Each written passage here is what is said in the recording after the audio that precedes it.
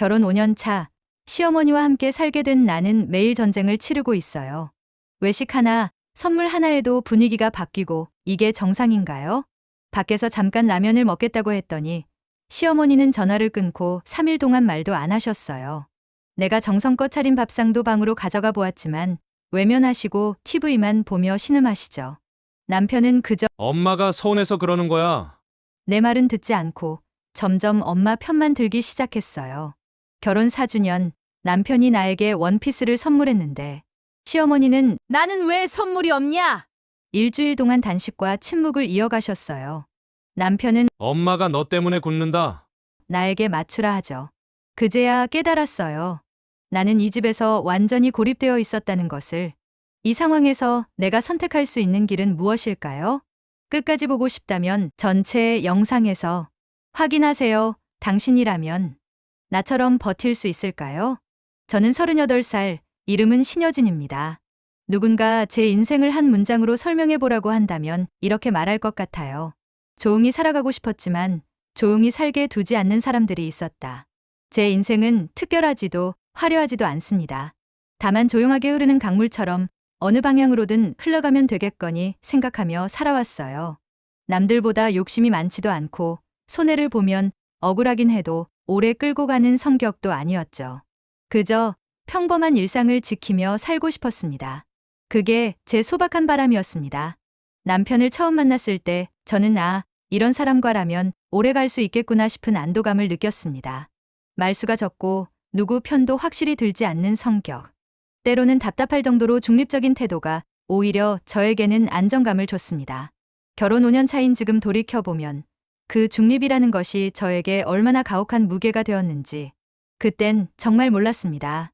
결혼 초기에 저는 밝았습니다. 앞으로의 삶을 함께 그려가는 일은 벅차기도 했지만 즐거웠습니다.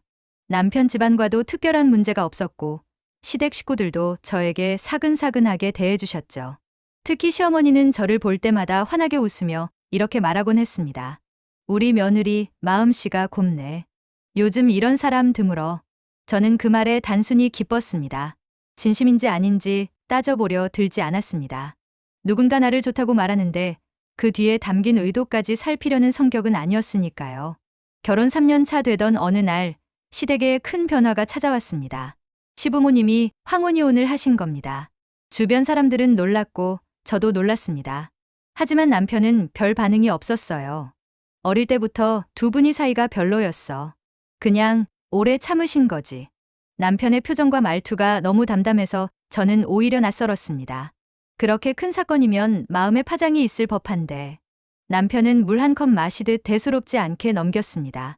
며칠 뒤 남편이 조심스럽게 말을 꺼냈습니다. 엄마가 혼자 지내시기 힘들대. 우리가 모시는 건 어떨까? 저는 망설였습니다. 시어머니를 싫어해서가 아니라 함께 산다는 것의 무게를 잘 알고 있었기 때문입니다. 타인의 생활 방식, 감정, 사소한 습관까지 매일 마주해야 하는 일. 그리고 며느리라는 이름이 갖는 책임과 역할. 그래서 저는 조건을 걸었습니다. 당신, 약속 하나만 해줘. 혹시 나랑 어머님 사이에 문제가 생기면 당신이 중간에서 바로잡아줘. 누가 잘못했는지 따지라는 게 아니라 한쪽만 무조건 편들지 말고 둘 다 힘들지 않게. 남편은 주저없이 고개를 끄덕였습니다. 물론이지. 내가 중재할게. 둘이 부딪히는 일은 없을 거야. 엄마도 배려할 거고. 그 말이 전부였습니다. 저는 남편의 말만 믿고 시어머니와의 합가를 받아들였습니다. 그때는 그 약속이 앞으로 제 삶을 어떻게 흔들게 될지 몰랐습니다.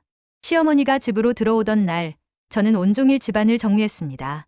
냉장고를 새로 채우고 시어머니가 좋아한다는 반찬들을 전부 만들어 놓았죠. 저는 단 한 번도 며느리니까 억지로 하는 마음은 아니었습니다. 같이 살게 됐으니 정성 없이 대하고 싶지는 않았습니다. 시어머니는 집에 들어오자마자 연신 고맙다고 말하며 제 손을 꼭 잡았습니다. 여진아, 내가 너한테 폐 끼치지 않게 살게. 너 불편하게 하지 않을 거야. 나도 노력할게. 그 말에 저는 마음이 조금 풀렸습니다. 새로운 환경에 적응해야 하는 건 시어머니도 마찬가지였을 테니까요. 저는 오히려 책임감이 생겼습니다. 그래, 내가 중심을 잘 잡으면 괜찮을 거야. 조금만 서로 배려하면 조용히 넘어갈 수 있을 거야. 그날의 저는 참 순진했습니다. 합가 후 처음 며칠은 비교적 평화로웠습니다. 하지만 이상하게도 시어머니는 작은 일에도 미묘한 기류를 풍겼습니다. 예를 들면, 여진아, 물 좀 줄래? 네, 어머님. 하고 물을 들이면, 아, 내가 말한 온도가 아닌데, 라며 잘 들리지 않을 정도의 작은 한숨을 쉬거나, 저녁은 뭐 하려고? 라고 묻길래, 김치찌개 하려고요. 라고 대답하면, 아무 말도 하지 않고 시선만 바닥으로 떨어뜨리곤 했습니다. 말을 하지 않는다는 건 가끔은 말보다 더 큰 의미를 담고 있었습니다.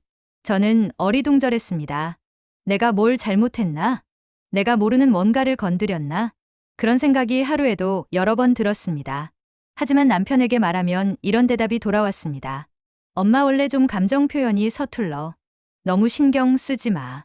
저는 서툴다는 말이 불편하다는 말과 동일한 무게로 다가오기 시작했습니다. 그러던 어느 날 남편과 저는 오랜만에 둘만의 시간을 갖기로 했습니다. 오전에 장을 보고 집을 치우다 자연스럽게 오랜만에 외식할까 하는 이야기가 나왔고 저도 기분이 좋아져 바로 오케이 했습니다. 시어머니에게는 말하지 않아도 괜찮겠지 싶었습니다. 집안에 필요한 건 다 해놓았고 저녁도 부담 없을 만큼 미리 준비해 두었으니까요.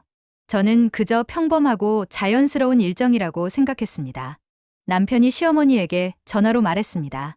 엄마, 우리 저녁엔 밖에서 먹고 들어갈게요. 그러자 한 박자 쉬고 나서 들리는 아주 짧은 대답. 그래. 그리고 툭 전화가 끊겼습니다.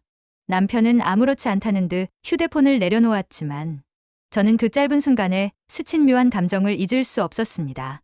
남편은 엄마 원래 저래라며 웃었지만 저는 알 수 없는 불안이 가슴 한쪽에 자리 잡는 걸 느꼈습니다. 왜냐하면 그래라는 한마디가 흔들림 없는 감정의 장막 뒤에서 나온 것처럼 너무 지나치게 평온했기 때문입니다.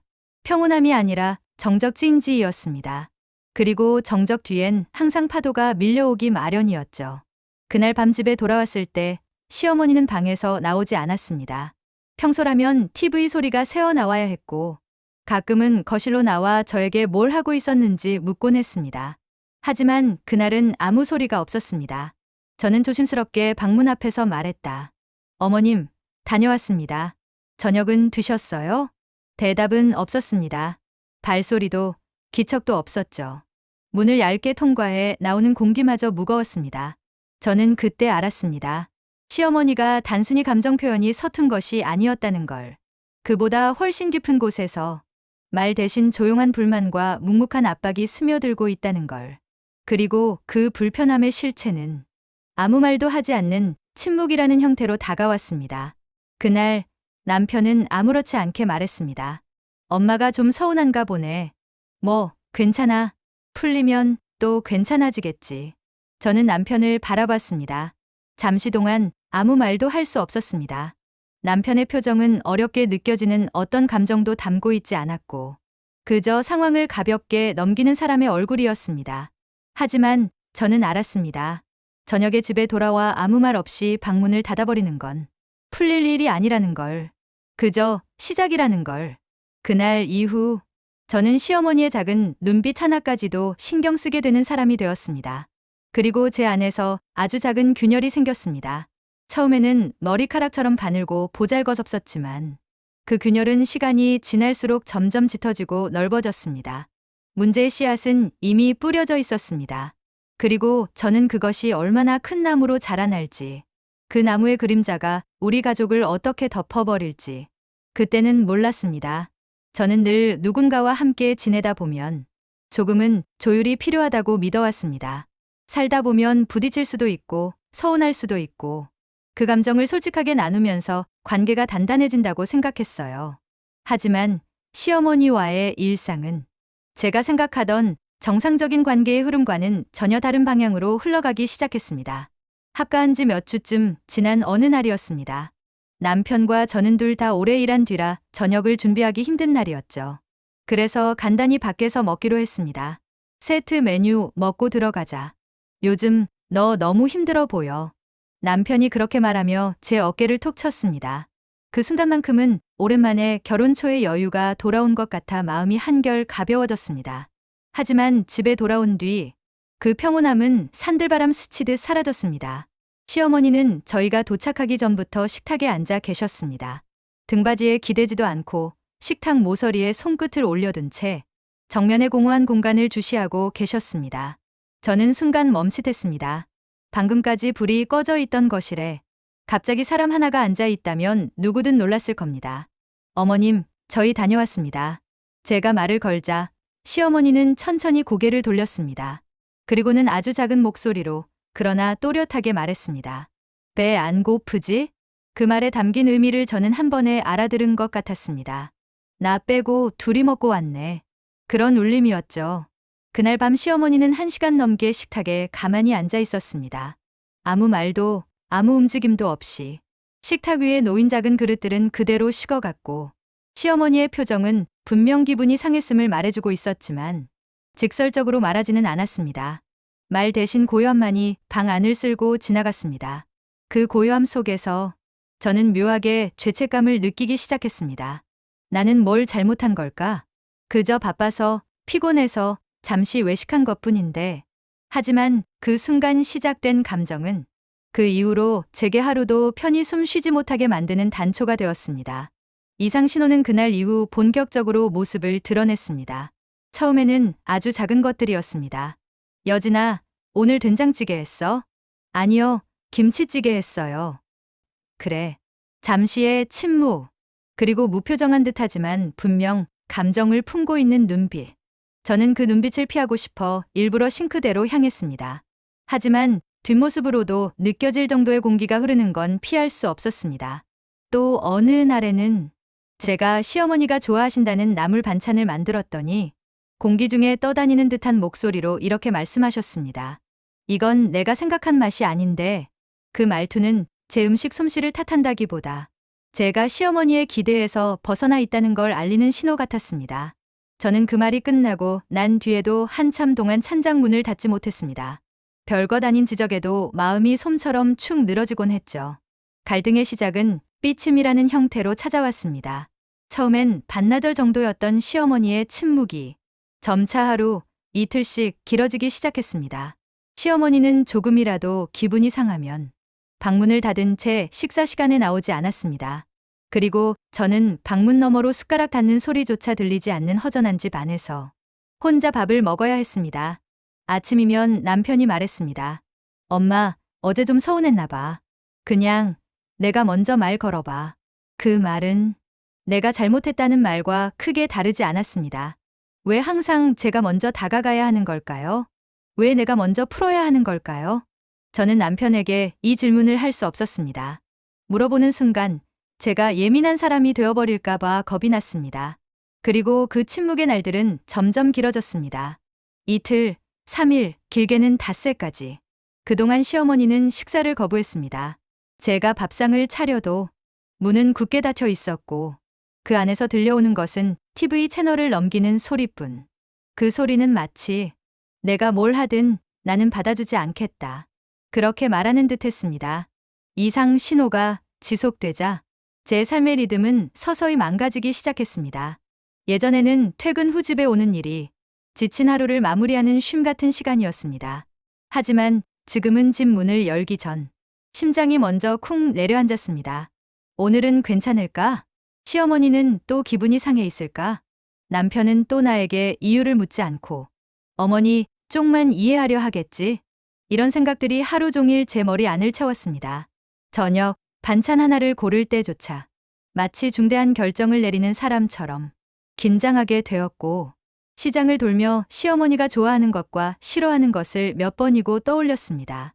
그러면서도 마음 한구석에서는 정작 내가 좋아하는 것이 무엇이었는지 잊혀져 갔습니다. 어느 날 저는 용기를 내어 남편에게 말했습니다. 당신, 어머님이 요즘 너무 예민하시지 않아? 나도 노력하지만 솔직히 좀 힘들어. 그러자 남편은 깊은 한숨과 함께 마치 답을 이미 정해두었다는 듯한 목소리로 말했습니다.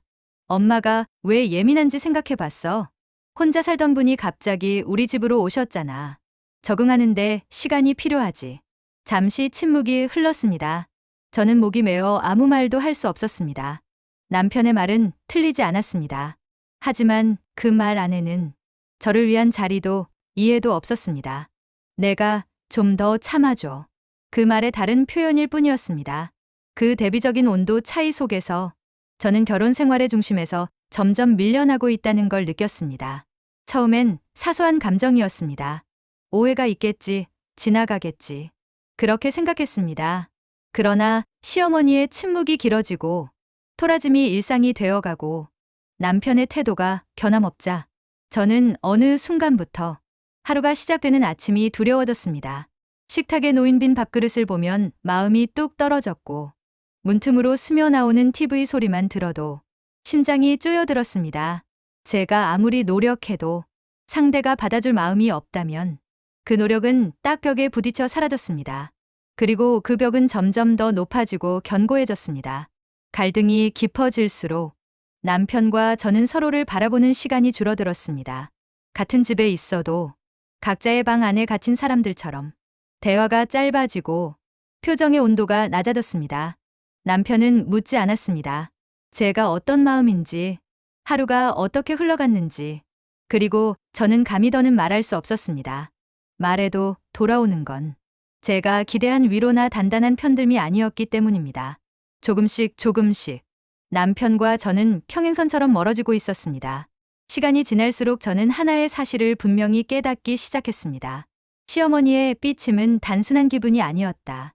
그것은 관계를 움직이는 방식이었고 자신의 의사를 전달하는 방법이었으며 상대를 조용히 압박하는 수단이었습니다. 그리고 그것은 저라는 개인을 점점 더 작게 만들고 있었습니다. 제가 어떤 말을 해도 어떤 행동을 해도 그 감정의 흐름을 바꿀 수 없다는 걸 조금씩 너무도 뼈저리게 알게 되었습니다. 그 사실을 깨달은 순간 제가 느낀 감정은 억울함도 분노도 실망도 아니었습니다. 그저 막막함이었습니다. 앞으로의 시간이 더 두려워졌습니다. 문제의 중심에 서 있는 것도 누군가의 불편함의 원인이 되는 것도 너무 힘겨웠습니다. 그리고 저는 본격적으로 생각하기 시작했습니다. 이대로 계속 살아도 괜찮을까? 이게 우리가 꿈꾸었던 결혼의 모습일까? 제 마음은 조용히 그러나 확실하게 갈라지기 시작했습니다. 그 갈라짐은 아직 작은 금 같았지만 언젠가는 틈이 되고 틈은 큰 균열이 되리라는 걸 저는 이미 느끼고 있었습니다. 남들은 흔히 말합니다. 가족이라는 건 서로의 일상을 함께 만들면서 자연스럽게 가까워지는 거라고. 하지만 저는 그 말이 실은 절반만 진실이라는 것을 그 시기에 처음으로 알게 되었습니다. 누군가와 가까워진다는 건 상대의 마음이 열릴 때의 이야기지. 닫힌 마음 앞에서는 아무리 손을 뻗어도 닿지 않는다는 걸. 그 사실을 저는 너무 늦게 깨달았습니다. 문제의 발단은 참 사소했습니다. 평범한 저녁이었고 저는 퇴근하자마자 온몸에서 힘이 빠졌습니다. 남편도 피곤해 보여 식사 준비를 하는 대신 간단하게 외식하자고 했고 저는 그 말이 고마웠어요. 엄마한테 말하고 가야겠지? 남편이 휴대폰을 들며 말했습니다. 그때까지만 해도 아무 일도 없을 거라 생각했습니다. 그저 오늘은 쉬고 싶다는 마음뿐이었죠. 하지만 시어머니의 목소리는 전과 달랐습니다. 달깨장이래. 남편이 말하자 시어머니는 짧게 숨을 들이켰다가 그래, 알아서 해. 그리고 뚝 끊겼습니다. 그 순간의 정적, 휴대폰 화면에 남겨진 통화 종료 표시, 남편의 어색한 표정. 저는 그 짧은 순간에 예감 같은 걸 느꼈습니다. 그리고 그 예감은 아주 정확했습니다. 집에 돌아온 우리는 조용히 현관문을 닫았습니다. 그런데 아무 소리도 들리지 않았습니다. TV도, 발소리도, 수돗물 흐르는 소리도. 저는 작은 목소리로 어머님 하고 불렀지만 방 안에서 돌아온 것은 정막뿐이었습니다. 다음 날 아침 시어머니는 식탁에 앉지 않았습니다. 텅 빈 자리가 유난히 차가워 보였습니다. 남편은 방문 앞에 서서 말했다. 엄마, 아침 먹자. 대답은 없었습니다. 문 사이로 들리는 건 TV 소음뿐. 그날 점심, 저녁도 같았습니다. 저는 시어머니가 좋아하시는 반찬들로 상을 차리고 작게 두드리며 말씀드렸습니다. 어머님, 드세요. 입맛에 안 맞으시면 말씀해 주세요. 하지만 문은 미동도 없었습니다. 그렇게 1일, 그리고 2일, 3일이 지나갔습니다. 식사 거부, 무반응, 단 한마디 말도 없음. 저는 그 시간을 견디면서 처음으로 뼈 깊이 느꼈습니다. 이건 단순한 삐침이 아니다. 사흘째 되던 날, 저는 숟가락을 제대로 들지 못했습니다. 식탁 앞에 앉아 있는데 속이 조여왔습니다. 먹어야 한다는 걸 알지만 밥알이 목을 넘기지 않았습니다. 여진아, 왜 안 먹어? 남편이 묻곤 했는데 저는 입을 열면 눈물이 쏟아질 것 같아 조용히 고개만 저었습니다. 하지만 남편은 그 침묵을 설명 회피로 받아들인 듯 보였습니다. 엄마가 상처받으신 것 같은데 내가 먼저 말 한마디 해드리면 안 돼? 그 말이 떨어지는 순간 제가 붙들고 있던 작은 줄기 같은 게 뚝 끊어졌습니다. 나는 지금 잘못한 게 없는데, 나는 지금 노력하고 있는데, 왜 나만? 그 질문들이 머릿속을 꽉 채웠습니다. 저는 눈물이 목에 차올라 겨우 말을 뱉었습니다. 내가 뭘 그렇게 잘못했어? 남편은 난감한 듯 한숨만 내쉬었습니다. 잘못이라기보다 그냥 엄마가 서운하니까. 그 말이 저를 땅 밑으로 끌어내리는 돌처럼 느껴졌습니다. 그날 밤 저는 혼자 거실에 앉아 있었습니다. 시어머니 방은 어둡고 조용했습니다. 저는 문틈을 바라보며 수십 번은 그 문을 두드릴까 말까 고민했습니다. 여진 씨가 먼저 사과하면 금방 풀릴 거야. 남편의 말이 계속 귀에서 맴돌았습니다. 그 말이 잘못된 건 아니었지만 그 말 속에는 제가 겪는 감정의 무게는 단 한 조각도 들어있지 않았습니다. 그때 저는 깨달았습니다. 아, 내가 혼자구나. 내 편은 없구나. 그 인식은 생각보다 더 큰 충격이었습니다. 그날 새벽, 저는 잠이 오지 않아 부엌에 앉아 있었습니다. 찬물이 담긴 컵을 들고 있는데 손이 떨렸습니다. 이대로는 안 된다는 생각이 가슴 깊은 곳에서 차오르기 시작했습니다. 내가 아무리 맞추려고 해도 상대가 마음을 숨긴 채 침묵으로만 감정을 표현한다면 내가 할 수 있는 일은 아무것도 없다는 것. 그리고 더는 적응 기간이니까 금방 괜찮아질 거야. 그런 말들로 스스로를 달랠 수 없다는 것도 알게 됐습니다. 어쩌면 이 집 안에서 내가 해야 할 첫 번째 선택은 참는 것이 아니라 지키는 것일지도 모른다는 생각이 들었습니다. 내 감정, 내 일상, 내 삶의 온도, 그걸 지키지 않으면 나는 여기가 아니라 어떤 곳에서도 살아남을 수 없을 것 같았습니다. 그때 저는 아주 조용하게 아무에게도 들리지 않게 스스로에게 이렇게 말했습니다. 이대로는 못 간다. 그 말은 결심이라기보다는 살아남기 위한 본능에 가까웠습니다. 시작이 이렇게 오래 갈 줄은 몰랐습니다.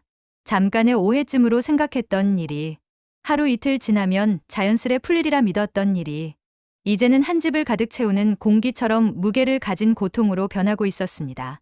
저는 그 무게를 매 끼니마다 매 방문 앞에서 매 남편의 표정에서 또렷하게 느끼게 되었습니다. 외식 사건 이후에도 시어머니의 방은 늘 닫혀 있었습니다. 아침이면 저는 조심스럽게 문 앞에 서서 작은 목소리로 말했습니다. 어머님, 식사 차렸습니다. 그 말 뒤에는 언제나 정지된 듯한 침묵이 따라왔습니다. 처음 며칠은 저도 포기하지 않았습니다. 어쩌면 제가 생각하지 못한 섬세한 부분에서 상처를 드린 건 아닐까? 그래서 시간이 조금 필요하신 건 아닐까? 저는 그렇게 스스로를 위로하며 문 앞에 놓은 쟁반을 천천히 치웠습니다. 하지만 그 시간은 반복됐고 그 반복은 점점 더 고착된 패턴이 되어갔습니다. 어느 날 아침 저는 평소보다 더 정성 들여 식사를 준비했습니다. 시어머니가 좋아하시는 나물새, 부드럽게 끓인 된장국, 소금 간이 약한 계란찜. 완성된 상을 문 앞에 두고 가만히 서 있었는데 저는 문틀에 기대어 TV 소리를 들었습니다. 시어머니는 웃지도 않았고 기침도 하지 않았고 문을 여는 기척조차 주지 않았습니다. 그저 TV 속 누군가의 대사가 어둑한 방 안을 메우고 있을 뿐이었습니다. 그 소리가 제게는 무언가를 말하는 것 같았습니다. 너의 노력은 닿지 않는다. 너는 이 방의 언어를 모른다. 저는 그날 처음으로 밥상이 식어가는 모습을 그저 멍하니 바라보았습니다. 며칠이 지나자 남편도 점점 지쳐 보였습니다. 그 지침은 제게 향했습니다. 여진아, 왜 엄마 기분 거스르게 했어? 그 말이 떨어지자 바람도 통하지 않는 좁은 방 안에 커다란 금이 생기는 소리가 제 마음에서 났습니다. 나 거슬린 게 없는데 제 말은 분명했지만 남편은 제가 아니라 시어머니의 입장을 먼저 떠올렸습니다. 엄마가 섭섭하다잖아. 좋은 말로 다시 풀면 되잖아. 이 말은 잘못이 누구에게 있는지보다 누가 먼저 숙여야 하느냐를 묻는 무게였고 그 무게는 늘 제가 짊어져야 하는 것이었습니다. 다음 날 남편은 한 번도 하지 않던 말을 했습니다. 엄마 좋아하는 음식 좀 해줘. 전복 있잖아. 그거 사드리면 기분 풀 텐데. 그 말 속에는 저를 향한 부탁이 아니라 요구가 들어 있었습니다. 저는 조용히 고개를 끄덕였지만 마음속에서는 작은 갈라짐이 점점 길어지고 있었습니다. 그리고 결국 그날이 왔습니다. 저녁 무렵 남편이 회사에서 돌아오자마자 조급해진 목소리로 말했습니다. 엄마 점심도 안 드셨대. 저는 걱정돼 바로 시어머니 방으로 갔습니다. 문을 열지 않으셔서 안에서 나는 소리로만 상태를 짐작했습니다. TV는 여전히 켜져 있었지만 이상하게도 그날은 아무런 소음도 들리지 않았습니다. 움직임도 기척도 기침도 없었습니다. 어머님 괜찮으세요? 어머님? 아무 대답도 없었습니다. 그 침묵은 저를 향한 비난처럼 들렸습니다. 너 때문에, 내가 몰랐던 말 하나 때문에. 남편은 손으로 머리를 쓸어 넘기며 말했습니다. 엄마가 밥 안 먹겠대. 그 말은 마치 남편이 아니라 현관문 사이로 들어온 차가운 바람이 건넨 것처럼 서늘했습니다. 혹시 저 때문이야? 제가 겨우 물었을 때 남편은 눈을 피했습니다. 그 눈을 보는 순간 저는 더 물을 수 없었습니다. 그날 저녁 저는 아무리 노력해도 식사가 목으로 넘어가지 않았습니다. 숟가락을 들면 손이 떨렸고 밥알이 혀끝에서 맴돌다 다시 내려앉았습니다. 단식하는 사람은 시어머니 한 분이었지만 저 역시 마음속에서 조용히 굶어가고 있었습니다. 남편은 제 표정을 보고 말했습니다. 여진아, 내가 먼저 다가가면 금방 끝날 일 아니야. 그 말은 날카로운 칼날처럼 숨을 베었습니다. 끝낼 수 있는 게 정말 나일까? 그 질문이 마음속에서 자꾸 떠올랐습니다. 며칠째 이어진 침묵, 식탁 위에서 식어가는 국, 조용히 닫힌 방문, 대답 없는 호명, 상한 마음, 무기력한 하루. 집 안은 살아있는 공간이 아니라 얼어붙은 감정의 저장고 같았습니다. 남편은 시어머니 방 앞에서 무거운 목소리로 말했습니다. 엄마 좀 드세요. 그러다 아프면 어떡해. 그러자 그동안 아무 말도 없던 방 안에서 아주 약하게 하지만 명확하게 들리는 소리가 났습니다. 싫다. 저는 그 한마디가 어떤 의미인지 알 것 같았습니다. 먹지 않겠다는 뜻이 아니라 계속해서 나를 벌주겠다는 뜻.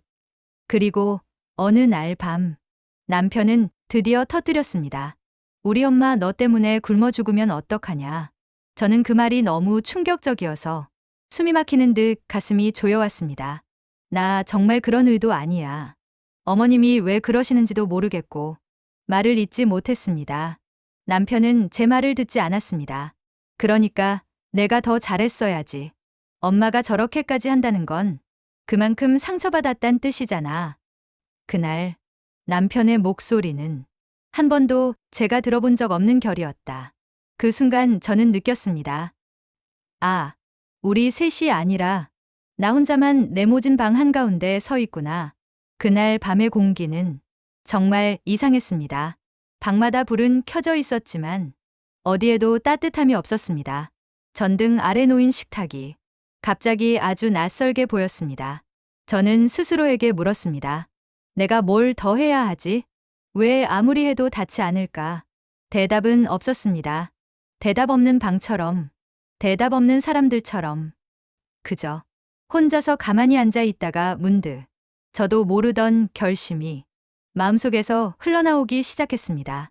이대로는 안 된다. 무너지는 건 내가 아니라 우리가 될지도 몰라.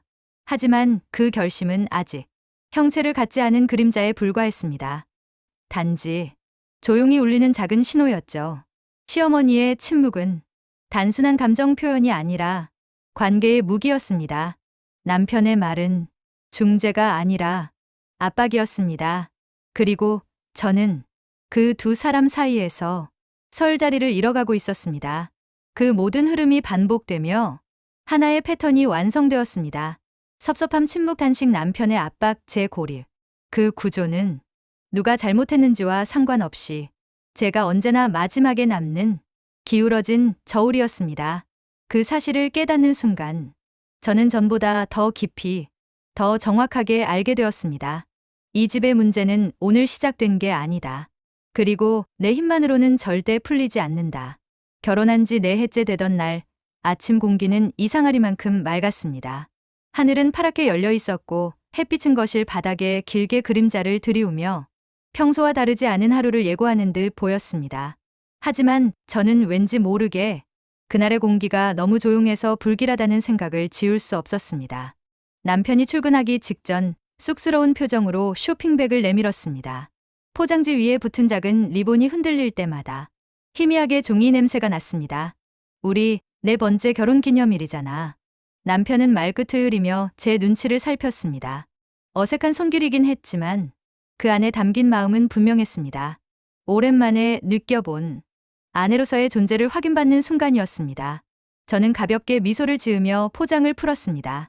그 안에는 차분한 베이지빛 원피스가 접혀 있었습니다. 화려하지 않지만 제가 평소 좋아하는 부드러운 색감의 옷. 입어보지는 않았지만 손끝으로 천을 스치는 순간 그동안 쌓인 긴장과 피로가 잠시 사라지는 느낌이 들었습니다. 예쁘다, 고마워. 제 말에 남편은 안도의 표정을 지었습니다. 그 짧은 순간 이 집의 공기가 잠시 따뜻해지는 듯했습니다. 하지만 그 상자를 들고 거실로 나가는 순간 조용히 TV를 보고 계시던 시어머니의 얼굴이 굳어가는 것이 보였습니다. 미간이 아주 천천히 올라가고 시선이 쇼핑백에 닿자마자 눈빛이 단단하게 식었습니다. 그게 뭐냐? 시어머니의 목소리는 기계음처럼 건조했습니다. 오늘 결혼기념일이라서 여진이 선물 좀. 남편이 말을 마치기도 전에 시어머니는 입술을 꽉 깨물더니 고개를 돌렸습니다. 그 작은 동작만으로도 아, 다시 시작되는구나 하고 알 수 있었습니다. 시어머니는 TV 볼륨을 리모컨으로 갑자기 높였습니다. 드라마 속 대사가 거실을 꽉 채웠고 그 틈에서 시어머니의 낮은 중얼거림이 들렸습니다. 나는 뭐 없냐? 남편은 깜짝 놀란 듯 어머니 쪽으로 다가갔습니다. 엄마, 결혼기념일이잖아요. 우리 둘의. 그래, 좋겠다. 둘만 좋으면 됐지. 나는 상관없지. 시어머니의 말투는 툭 끊어지는 듯 하면서도 분명한 서운함과 비난을 담고 있었습니다. 저는 숨을 들이켜고 그 자리에 굳은 채 서 있었습니다. 내 잘못이 아니라고 말하고 싶었지만 아무 말도 할 수 없었습니다. 그 어떤 말도 지금의 시어머니 귀에는 기름을 붓는 소리로만 들릴 것 같았기 때문입니다. 그날 저녁, 저는 조심스럽게 식사를 차렸습니다. 하지만 시어머니는 숟가락을 들지 않았습니다. 식탁을 보지도 않았습니다. 배 안 고프다. 그 말은 분명 제게 하는 말이었습니다. 남편이 애써 달래보았지만 시어머니는 고개를 3번 흔들고 방으로 들어가 문을 닫았습니다. 문이 닫히는 소리가 평소보다 더 무겁게 들렸습니다. 다음 날 아침, 저는 문 앞에서 다시 조심스레 식사를 권했습니다. 어머님, 속이라도 좀. 안 먹는다. 그 짧은 두 글자가 제 가슴을 비틀었습니다. 남편은 출근 준비를 하면서도 시어머니 방만 계속 쳐다보았습니다. 여진아, 엄마 기분 좀 맞춰드리지 그랬어. 그 말이 칼날처럼 꽂혔습니다. 기분을 맞춘다는 게 도대체 어디까지를 말하는 걸까? 그 질문이 마음에 맴돌았지만 말로 꺼낼 수는 없었습니다. 남편은 이미 누구 편을 들어야 하는지 선택을 끝낸 표정이었으니까요. 셋째 날이 되자 집 안은 마치 사위처럼 조용했습니다. 제가 움직이는 발자국 소리만 이상하게 크게 울렸고 수저가 그릇에 닿는 소음조차 집의 분위기를 방해하는 것 같아 숨을 도심해 쉬어야 하는 느낌이었습니다. 시어머니는 여전히 방 밖으로 나오지 않았습니다. 문틈으로 새어나오는 TV 빛만 그분이 그 안에 있다는 유일한 증표였습니다. 저는 문 앞에서 낮은 목소리로 말했습니다. 어머님 식탁에 죽 놔둘게요. 속이라도 좀. 말이 끝나기도 전에 안에서 커튼 흔들리는 소리가 들렸고 그 다음에 들린 건 TV 볼륨을 높이는 리모컨 소리였습니다. 말 대신 거절, 표정 대신 무시. 그 방식은 이제 너무 익숙한 패턴이 되어 있었습니다. 저녁에 남편이 돌아왔을 때 그는 신문지처럼 구겨진 얼굴로 말했습니다. 엄마 또 하루 종일 아무것도 안 드셨다더라. 제가 대답하기도 전에 그가 먼저 말을 이어갔습니다. 여진아, 너도 좀 생각을 해봐. 엄마가 왜 이렇게까지 하겠어? 남편의 말은 논리가 아니라 분노의 방향을 정하는 소리였습니다. 내가 뭘? 그 말이 나오기 전 남편은 제 말을 막았습니다. 기념일이라고 선물 준 게 뭐가 그렇게 잘못이야? 근데 엄마가 저렇게까지 힘들어 하시잖아. 내가 먼저 사드렸으면 얼마나 좋아. 저는 입술을 깨물었습니다. 결혼 기념일 선물을 시어머니에게 먼저 사드리는 게 맞아? 그 비틀린 기준을 지금 알게 된 것이 더 놀라웠습니다. 시어머니는 네 번째 날에도 물 한 모금 마시지 않은 듯 했습니다. 방 안에서 들리는 소리는 거친 숨과 TV 소리뿐이었습니다. 남편은 점점 불안해졌고 그 불안은 그대로 저에게 향했습니다. 여진아, 이러다 엄마 쓰러지면 어떡해. 제발 좀 먼저 손 내밀어봐. 그 말 속에는 제가 당연히 해야 할 의무처럼 말해지는 압박이 들어 있었습니다. 저는 눈을 감았습니다.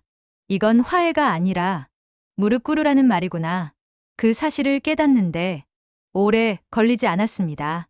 아침에 눈을 뜨자마자 저는 부엌으로 나갔습니다. 조선간장 냄새가 은은하게 퍼지고 생강을 써는 칼끝에서 맑은 소리가 났습니다. 어머님 좋아하시는 전복죽 만들어 볼까? 저는 중얼거리듯 말했습니다. 하지만 그 말은 저를 설득하는 말이었습니다. 전복 손질을 하고 있을 때 남편이 갑자기 말했습니다. 엄마, 내 선물 보고 많이 마음 상하셨대. 그게 왜? 남편은 제 질문을 이해하지 못한 듯 눈을 찡그렸습니다. 엄마도 여자잖아. 기념일에 본인만 소외됐다고 느낀 거지. 그 한마디는 저울이 얼마나 기울어져 있었는지를 명확하게 보여주는 순간이었습니다. 일주일째 되는 날, 남편은 퇴근하자마자 거대한 쇼핑백을 들고 들어왔습니다. 그 표정을 보는 순간, 저는 모든 결과를 알 수 있었습니다. 여진아, 나 이거 엄마 드릴 거야. 그는 망설임 없이 봉투를 들고 바로 시어머니 방으로 들어갔습니다. 문이 닫혔다가 다시 열렸습니다. 남편은 어깨에 힘을 빼며 말했습니다. 엄마 웃으시네. 그 말 한마디가 지배구조를 완전히 드러냈습니다. 분노, 침묵, 단식, 압박, 보상. 그리고 문제가 해결된 것처럼 보이는 가짜 평화. 저는 그 평화에 어떤 기여도 하지 않았지만 가장 큰 대가를 지불한 사람은 언제나 저였습니다. 저녁에 시어머니는 아무 일도 없었다는 듯 식탁에 앉아 천천히 밥을 드셨습니다. 저와 눈은 마주치지 않았습니다. 남편은 안도했고 시어머니는 만족했고 식탁 위에는 따뜻한 음식이 있었지만 제 가슴에는 한겨울 바람처럼 차가운 공기만 가득했습니다. 그날 밤 배가 고픈지 고프지 않은지도 모른 채 침대에 누웠습니다. 남편의 숨소리가 멀게 느껴졌습니다. 시어머니가 새 원피스를 입고 거울 앞에서 미소 짓고 있을 모습을 떠올리자 가슴이 이상하게 먹먹했습니다. 그 표정은 남편이 제게 준 때에 한 번도 보지 않던 웃음이었습니다. 그리고 저는 아주 선명하게 깨달았습니다. 이 집에서 누가 중심인지, 누가 변해야 하는지 답은 이미 정해져 있구나. 그날이었다. 남편의 목소리에서 미세하게 흔들리던 온기가 아주 작게 그러나 분명하게 방향을 틀기 시작한 순간 처음엔 알아차리지 못했다. 늘어지는 말투 뒤에 숨은 감정의 미세한 진폭을 내가 알아채지 못한 것이다. 왜 엄마 심기 거슬렀어? 그 한 문장이 내 귓가에 닿았을 때 나는 숨을 고르기도 전에 심장이 먼저 움찔거렸다. 이전에 그는 이런 말을 하지 않았다. 적어도 내게만큼은 그러지 않았다. 갈등의 중심에서 그는 늘 나를 달래고 설득하고 양쪽을 붙잡으려 애쓰던 사람이었다. 그러나 그날 그의 말투는 마치 시어머니의 언어를 그대로 옮겨 적은 자막 같았다. 내가 심기를 거슬렀다고? 내 말이 끝나기도 전에 남편은 이미 다른 말을 이어갔다. 엄마가 너 때문에 밥도 못 먹어. 하루 종일 방에 누워 있다는데 전복이라도 사다 드렸어? 그런 거 좀 해. 전복. 그 낱말이 입안에서 모래처럼 굴러다녔다. 먹어본 지 얼마나 된 음식인지 기억조차 희미한 그 말. 나는 그 순간 무언가가 잘못 흘러가고 있다는 사실을 너무도 또렷하게 느꼈다. 남편의 시선은 내가 아닌 보이지 않는 누군가를 향해 있었다. 마치 내 뒤편 어딘가에 서 있는 사람에게 충성하듯 그 사람의 기분을 대신 설명하고 있었다. 그 말들의 끝자락은 날카로워졌고 억누른 분노가 섞이기 시작했다. 우리 엄마 너 때문에 굶어 죽으면 어떡하냐고. 굶어 죽는다. 그 말이 전해지는 순간 방 안의 공기가 달라졌다. 마치 누군가가 내 가슴을 한 손으로 움켜쥐고 누르는 느낌. 숨을 들이켜는 것조차 몸속에서 걸려버렸다. 나는 잠시 말문이 막혔다. 그러나 그보다 먼저 스스로를 향한 질문이 떠올랐다. 어쩌다가 우리는 이런 문장을 주고받는 사이가 된 걸까? 남편의 목소리는 점점 더 단단해졌고 결론을 향해 몰아붙이듯 파고들었다. 앞으로는 엄마 좋아하는 음식 해. 제발 좀. 너도 노력해야지. 그 말은 지시였다. 요청이 아니라 명령의 형태를 한 지침이었다. 모든 문장이 엄마를 주어로 삼고 있었다. 내 이름은 그 어떤 문장의 첫머리에도 등장하지 못했다. 남편은 내가 대답하기를 기다리지 않고 방을 나갔다. 문이 닫히는 소리가 너무 선명해서 그 뒤에 이어지는 정적까지도 귀가 아플 정도였다. 그 순간 나는 깨달았다. 이 집에서 이제는 나를 변호해줄 사람은 아무도 없다는 걸. 그날 이후 남편의 태도는 거짓말처럼 일정한 패턴을 그리기 시작했다. 아침에 눈을 뜨면 그는 이미 시어머니 방문 앞에 서서 문 너머로 말을 건넸다. 엄마, 괜찮아? 어제는 좀 드셨어? 무슨 일 있으면 말해. 그 말 사이에서 나는 철저히 배제되어 있었다. 내 이름이 등장했다 해도 대부분의 문장 끝에 따라붙는 건 원망의 그림자였다. 신지은가명, 너 어제 왜 그렇게 말했어? 엄마가 밤새 잠도 못 잤대. 음식 좀 신경 써서 해줄 수 없냐? 엄마 마음이 얼마나 약한 사람인지 알잖아. 나는 대답하기 전에 생각했다. 정말 알았던 걸까? 누가 누구를 알고 있다고 믿었던 걸까? 이 질문은 어느새 나의 하루를 점령해버렸다. 시어머니의 방은 점점 더 닫힌 세계가 되었고 남편은 그 경계의 문지기가 되었다. 문 안의 세계는 눈물과 신음과 말없이 드러누운 감정으로 가득했고 문 밖의 세계는 죄책감과 압박으로 잔뜩 구겨진 공기로 채워졌다. 그 사이에서 나는 어디에 서 있어야 하는지, 어느 쪽으로 손을 뻗어야 하는지조차 알 수 없었다. 가끔 남편은 새벽에 집에 들어왔다. 회사에서 늦게 들어온 것이 아니라 어딘가에서 시어머니에게 드릴 음식을 마련해 온 것이다. 냉장고에 전복더덕장어 같은 음식이 가득 차기 시작했다. 그러고는 나를 보며 이런 말을 했다. 엄마한테 이런 거 좀 자주 해줘. 너도 며느리잖아. 그 말이 스치고 지나갈 때마다 심장이 미세하게 떨렸다. 며느리여서 해야 하는 것과 사람이라서 감당할 수 없는 것 사이에는 너무도 큰 간극이 있었다. 나는 한 번도 전복죽을 끓여다 드리는 며느리가 되기 싫다고 말한 적이 없다. 다만 사랑을 갈구하기 위해 3일씩 단식하는 시어머니 앞에서 내 삶을 통째로 내어주는 사람이 되고 싶지 않았던 것뿐이다. 하지만 남편은 그 차이를 보지 못했다. 아니, 보지 않으려 했다. 그의 시선은 오로지 한쪽으로만 향했다. 어느 날 저녁 준비를 마치고 주방에 서 있는데 남편이 문틈으로 방을 들여다보고 있었다. 그의 표정은 마치 가엾은 아이를 바라보는 사람의 표정이었다. 그러나 그 눈빛이 향하는 대상은 나의 남편이 아니라 누군가의 아들이었다. 그 순간 나는 아주 작은 깨달음을 얻었다. 남편은 여전히 아들이었고 나는 더 이상 남편이 기대어 살아가는 파트너가 아니었다. 나는 그가 또다시 내게 뭐라고 말할지 알고 있었다. 그 말들이 어떤 방향을 향할지, 어떤 논리로 나를 향해 날아올지 예감했다. 남편은 내 쪽으로 돌아서며 말했다. 지은아, 제발 좀 도와줘. 엄마가 너만 보면 긴장한다잖아. 내가 조금만 더 맞춰주면 다 괜찮아질 거야.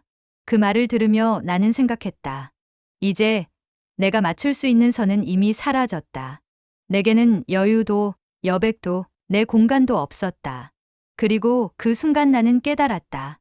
이 집에서 굶주리고 있었던 사람은 시어머니가 아니라 바로 나였다는 사실을. 배가 고픈 것이 아니라 존중의 온기, 사람 사이의 온도, 사랑이라는 이름의 최소한의 배려가 하루하루 말라가는 기분이었다. 그날 밤 남편은 결국 이런 말을 던졌다. 엄마가 너 때문에 힘들어하는데 너는 왜 그런 줄 생각도 안 해? 그 질문은 책임을 묻는 말이 아니라 결론을 강요하는 말이었다. 내 잘못이다라는 결론. 그 말 끝에 애써 감춰둔 감정이 무너졌다. 남편의 목소리는 단단해졌고 나는 그 단단함에 부딪혀 무너져 내릴 수밖에 없었다. 처음엔 단순한 피로라고 생각했다. 밤마다 뒤척이던 몸이 더 민감해지고 어깨에 걸린 무게가 날이 갈수록 묵직해지는 것이 그저 스트레스 때문이라고. 며칠만 지나면 괜찮아질 거라고 믿었다. 하지만 어느 순간부터 나는 숨 쉬는 것조차 조심해야 하는 사람처럼 살아가고 있었다. 집 안 어디에도 내 자리가 없다는 감각은 마치 투명한 벽이 천천히 나를 둘러싸고 좁혀오는 느낌과도 같았다. 시어머니가 단식에 들어가면 나는 식탁 앞에서 젓가락을 들지도 못했다. 내가 뭔가를 먹는 모습이 시어머니의 감정을 더 자극할까? 그 작은 움직임마저 문제가 될까봐 배고픔을 참고 의자에 앉아있던 날이 며칠이나 되는지 이제는 세는 것조차 무의미해졌다. 남편은 시어머니의 상태를 걱정하며 하루에 몇 번이고 방문 앞을 서성거렸다. 나는 그 뒤에서 멀찍이 떨어져 내가 가족인지 불청객인지 알 수 없는 표정으로 서 있었다. 그때부터였다. 이 집의 공기가 나에게만 유독 차갑고 무거운 방향으로 흐르기 시작한 건 어느 비 오는 일요일. 아침부터 시어머니는 방문을 열지 않았다. 남편은 그 앞에서 한참을 기다리다 결국 문을 두드렸다. 엄마, 밥 좀 드세요. 지은이가 아침 준비했어. 그 한 문장에 나는 어김없이 가책이 밀려왔다. 내가 준비해서 안 먹는 걸까? 이 질문은 거의 반사적으로 떠올랐다. 그러나 문 너머에서 들려온 건 대답이 아니라 희미한 흐느낌 같은 소리였다. 남편은 나를 돌아보며 작은 목소리로 말했다. 봐, 또 이래. 엄마가 얼마나 예민한 사람인지 알잖아.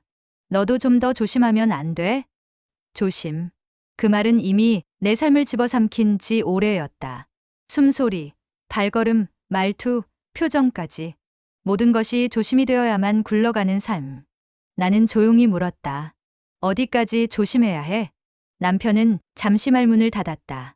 이 질문에는 대답할 수 없다는 걸 본인도 알고 있는 눈치였다. 그는 결국 조금 떨리는 한숨을 내쉬며 말했다. 그냥 엄마 마음 상하게 하지 말라는 거야. 그것뿐이야. 그것뿐. 하지만 그 뿐은 이미 나를 완전히 소진시키는데 충분했다. 나는 어느 순간부터 아무도 없는 부엌에서 설거지 소리를 최대한 줄이기 위해 그릇을 물속에서 조심스레 부딪히지 않게 헹구는 사람으로 변해 있었다. 물 고인 싱크대에서 매번 손이 떨렸다. 설거지를 하다가 울컥 올라오는 눈물을 삼키려고 고개를 숙인 채 흐르는 물소리를 일부러 더 크게 틀어놓기도 했다. 소리 뒤에서 울면 적어도 집안 누군가에게 불편을 주지 않을 것 같아서 그게 얼마나 슬픈 발상인지 그때는 몰랐다. 남편은 점점 내 표정을 읽지 못하는 사람이 되어갔다. 내가 말없이 눈을 감고 깊은 숨을 내쉬면 그는 한 번도 너 괜찮아? 라고 묻지 않았다. 대신 그는 늘 같은 말을 반복했다. 지은아, 엄마한테 신경 좀 써. 그 말 속에는 내 감정, 내 피로, 내 외로움에 대한 자리는 단 한 줄도 존재하지 않았다. 시어머니는 날이 갈수록 단식을 반복했다. 그건 더 이상 섭섭함의 표현이 아니라 하루하루를 버티게 만드는 강압적 신호처럼 느껴졌다. 방문 틈 아래로 놓인 밥상이 그대로 식어가는 모습을 볼 때면 나는 마치 죄인처럼 그 앞에 서 있어야 했다. 식지 않은 밥은 내가 실패한 하루를 상징하는 것 같았다. 아무것도 하지 않았는데도 죄책감은 매번 나를 덮쳐왔다. 어떤 날은 시어머니가 TV 소리를 크게 틀어놓고 앓는 소리를 내며 누워 있었다. 그 소리 하나하나가 마치 너 때문이다라고 말하는 것처럼 들렸다. 사람의 신음이 누군가의 압박처럼 느껴지는 경험이 있을 줄은 몰랐다. 그러던 어느 날이었다. 남편이 갑자기 퇴근하자마자 내 앞에 섰다. 거칠게 숨을 몰아쉬는 걸 보니 오면서도 여러 번 생각을 다듬은 듯했다. 지은아, 솔직히 말할게. 그의 목소리는 이상하게도 담담했지만 그 뒤에 숨은 감정은 묵직했다. 우리 이렇게 계속 사는 거 힘들어. 나는 순간 그 말을 너도 힘들었구나로 들으려 했다. 그렇게라도 이해하고 싶어서, 그의 마음 안쪽에 남아있는 진심을 찾고 싶어서. 하지만 남편의 다음 말은 그 마지막 기대마저 무너뜨렸다. 엄마가 너랑 같이 있는 걸 너무 힘들어해. 너랑. 우리가 아니었다. 그 말에서 모든 것이 갈라졌다. 우리는 이미 같은 위치에 서 있지 않았다. 남편은 어느새 어머니 쪽에 서서 너를 바라보고 있었다. 그 순간 나는 깨달았다. 이 집의 균열은 이미 깊었고 그 균열은 이제 나 하나를 향해 벌어지고 있다는 것. 그날 밤 침대에 누워 천장을 바라보았다. 집 안은 적막했고 어디선가 시어머니의 기침 소리만 가늘게 들려왔다. 숨을 들이쉴 때마다 가슴이 뜨겁게 조여왔다. 무언가가 목구멍에서 걸려 내려가지 않는 느낌. 말로 표현할 수 없는 답답함이 온몸을 가득 채우는 듯했다. 얼마나 누워 있었는지 모르게 갑자기 생각이 하나 떠올랐다. 나는 도대체 왜 여기 있는 걸까? 그 질문이 머릿속에서 또렷해지는 순간 오랜 시간 누적된 감정이 한꺼번에 쏟아져 나왔다. 나는 사랑해서 결혼했다. 사랑하는 사람과 작은 집을 꾸리고 작은 식탁을 함께 쓰고 서로의 하루를 공유하던 그 시간을 진심으로 소중하게 생각했다. 그러나 지금의 나는 누군가의 감정에 갇혀 살아가는 사람, 실수하지 않기 위해 하루를 버티는 사람, 한 집안의 분위기를 모두 떠안고 있는 사람, 그 어떤 이름으로도 설명할 수 없는 인생을 살고 있었다. 그때 깨달았다. 한계는 소리내어 무너지는 것이 아니라 조용히, 아주 잔잔하게, 가슴 깊은 곳에서 처음 울리는 신호로 시작된다는 걸. 그리고 나는 끝내 그 신호를 들었다. 아무에게도 말하지 못했지만 그날 이후 나는 결혼 생활을 계속할 수 있을지 스스로에게 묻기 시작했다. 답은 쉽게 오지 않았다.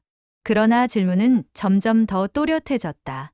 남편도 시어머니도 나를 붙잡지 않았다. 사랑도, 이해도, 배려도 어느 순간부터 이 집의 언어에서 사라져 있었다. 남은 건 지시, 눈치, 조심, 압박, 책임, 그리고 견딜 수 없는 외로움뿐. 그 외로움이 어느 날 갑자기 내 어깨를 무너뜨렸다. 나는 조용히 생각했다. 이제 끝이 보이는 것 같다.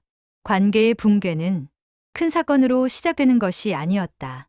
이처럼 작은 무수한 균열들이 천천히 그러나 결정적으로 사람의 마음을 무너뜨리는 데 사용되는 것이다. 그날 밤의 마지막 장면이 아직도 생생하다. 남편은 시어머니 방문 앞에서 오랫동안 머물렀다. 나 아닌 누군가를 지키려는 사람의 뒷모습. 그에게 내 자리는 없었다. 그 장면을 바라보며 나는 내 마음 한가운데서 아주 조용한 결심 하나가 흘러나오는 것을 느꼈다. 이제 여기서 어떻게 살아가야 할지 나도 결정을 준비해야 한다. 그 말은 입 밖으로 나오지 않았지만 이미 마음속에서는 오랫동안 울려온 결론이었다. 그리고 나는 알았다. 이 집이 흔들리는 것이 아니라 내가 마지막으로 무너지고 있다는 걸. 한계라는 건 생각보다 더 조용하고 더 무겁게 다가오는 것이었다. 그동안 버티던 이유가 무의미해지고 아무리 애써도 달라지지 않는 현실이 서서히 내 마음 깊은 곳을 잠식해 갈 때 나는 마침내 깨달았다. 더 이상 지금의 구조로는 살 수 없다는 걸. 그날 아침도 집안은 여느 때와 다름없이 무거운 공기로 가득 차 있었다. 시어머니의 방문은 닫혀 있었고 현관 쪽에서 들려오는 남편의 발걸음에는 이미 나를 향한 짜증이 담겨 있었다. 그는 퇴근하자마자 내가 있는 거실을 지나 곧장 시어머니 방문 앞으로 걸어갔다. 문을 두드리는 손끝이 절박했다. 엄마, 지은이가 점심 준비했어. 제발 좀 드세요. 그 말에 나는 여전히 죄책감이 먼저 스며드는 사람이었다. 내가 뭘 잘못했는지는 알 수 없지만 누군가 굶고 있다는 사실 앞에서 늘 죄를 지은 사람처럼 서 있어야 했다. 하지만 그날은 달랐다. 문틈 아래로 새어나오던 기침 소리가 이상하리만치 크게 느껴지는 순간 문득 내 안에서 그동안 억눌러 두었던 감정이 한꺼번에 솟구쳐 올랐다. 나는 더 이상 누군가의 감정을 대신 떠안고 누구의 단식과 토라짐에 따라 하루의 감정이 결정되는 삶을 살고 싶지 않았다. 더는 불가능했다. 남편이 방에서 나오자마자 나는 조심스레 물었다. 이제 어떻게 할 거야? 그는 내가 던진 질문을 이해하지 못한 듯 멈칫하며 나를 바라보았다. 뭘 어떻게 해? 지금 중요한 건 엄마야. 그 말은 오래전부터 준비돼 있던 문장처럼 아무 망설임 없이 나왔다. 이전까지는 그 말을 날 것 그대로 듣지 않기 위해 애써 스스로에게 설명을 붙였었다. 상황이 힘든 걸 거야. 어머니가 아프시니까. 남편도 지쳤겠지. 하지만 이제는 어떤 변명도 내 마음을 붙잡아두지 못했다. 그 문장은 곧 우리의 현재 위치를 정확하게 말하고 있었다. 중요한 건 엄마. 그리고 그 뒤에는 나도, 우리의 관계도, 우리의 결혼도 어디에도 없었다. 나는 호흡을 가다듬고 다시 물었다. 그럼 나는? 나는 뭐야? 남편은 그 질문 자체가 불편하다는 듯 표정을 잔뜩 굳혔다. 왜 또 그런 소리를 해? 너는 내가 잘못했으니까 그걸 해결하면 되는 거지. 잘못, 해결. 그 단어들이 내 몸을 무겁게 내려앉았다. 나는 다시 한번 깨달았다. 이 집의 문제는 내가 아무리 노력해도 해결할 수 없는 구조라는 걸. 그날 저녁, 시어머니는 다시 음식을 거부했다. 방문은 닫혀 있고 TV 소리는 터질 듯 크게 울려 퍼졌다. 남편은 그 앞에서 초조하게 서 있었고 나는 멀찍이 떨어진 부엌에 서 있었다. 가족이 함께 사는 집인데 그 안에서 나는 늘 가장 조용해야 할 존재였다. 보이지 않는 벽 뒤에 있는 사람처럼 기척조차 조심해야만 했다. 결혼이라는 이름의 울타리 속에서 나는 어느새 나만의 의자도, 나만의 공간도, 나만의 온기도 잃어버렸다. 바닥에 식어가는 밥상을 보며 나는 생각했다. 어쩌다가 우리는 이렇게까지 서로를 잃어버린 걸까? 밤이 깊어갈수록 남편의 불만은 더 짙어졌다. 엄마가 너 때문에 하루 종일 정신이 없어. 너는 왜 그걸 이해를 못해? 그 말에 나는 조용히 고개를 들었다. 언제부터 나 때문이 된 거야? 남편은 마치 오래전부터 준비해둔 답을 꺼내듯 단호하게 말했다. 항상 그랬어. 그 순간 가슴 한복판에서 한 줄기 뜨거운 무언가가 꺼져 내려갔다. 마치 오랫동안 붙잡고 있던 마지막 희망이 조용히 쓰러지는 소리처럼. 나는 더 이상 말을 이어갈 수 없었다. 대화를 할수록 내가 무너지는 소리가 더 크게 들릴 것 같아서 남편의 말은 계속 이어졌다. 엄마가 너 때문에 밥도 못 먹고 잠도 못 자는데 내가 좀 더 잘해주면 해결될 문제잖아. 하지만 그는 몰랐다. 아니, 알면서도 외면했던 걸까? 내가 얼마나 노력했는지, 얼마나 참았는지, 얼마나 조용히 숨을 죽여가며 하루를 버텨왔는지, 어떤 노력도 스스로를 지키지 못한다는 사실을 그는 끝내 보지 못했다. 그날 밤 늦게 나는 혼자 거실에 앉아 있었다. 하얀 형광등 아래 주방의 시계의 초침만이 규칙적으로 움직였다. 이제 이 결혼을 계속할 수 있을까? 그 질문이 내 마음 위에서 완전히 자리를 잡았다. 더 이상 밀어낼 수 없는 크기였다. 남편의 발소리가 들려왔다. 그는 나를 보며 힘없이 한숨을 내쉬었다. 오늘도 엄마 아무것도 안 먹었어.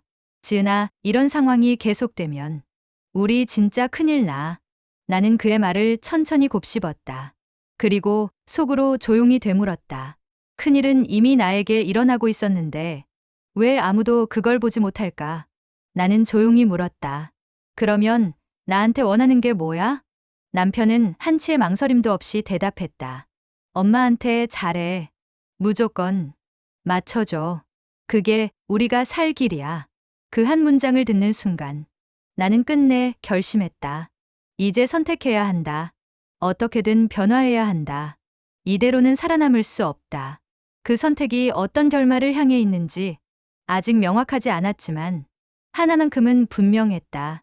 나는 이제 더 이상 누군가의 감정 속에서 스스로를 희생시키며 살아갈 수 없다는 걸. 집 안은 여전히 같은 모습이었다. 닫힌 문, 큰 TV 소리, 뜨지 않은 밥상. 그러나 나는 더 이상 그 장면을 어제와 같은 눈으로 바라볼 수 없었다. 그 장면은 단순한 일상이 아니라 내가 이 집에서 잃어버린 모든 것의 상징이었다. 존중, 평온, 안전, 사랑, 그리고 나 자신. 그 모든 것을 되찾기 위해 나는 마침내 결단해야 하는 순간에 다다랐다. 이 결단이 떠나는 것이 될지, 떠나지 않아도 되는 새로운 구조를 만드는 것일지, 아직은 누구도 모른다. 하지만 분명한 건 하나였다. 이제 나는 나의 삶을 되찾기 위해 처음으로 스스로의 편에 서기로 했다는 것. 그날 이후 나는 알게 되었다.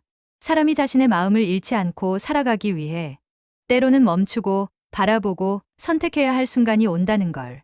가족이라는 이름이 모든 고통을 정당화할 수는 없고, 사랑이라는 이름이 모든 희생을 당연하게 만들 수는 없다는 걸. 그리고 가장 큰 깨달음은 나를 지키는 일이 누구에게도 미안해하지 않아도 되는 내 삶의 기본값이라는 사실이었다.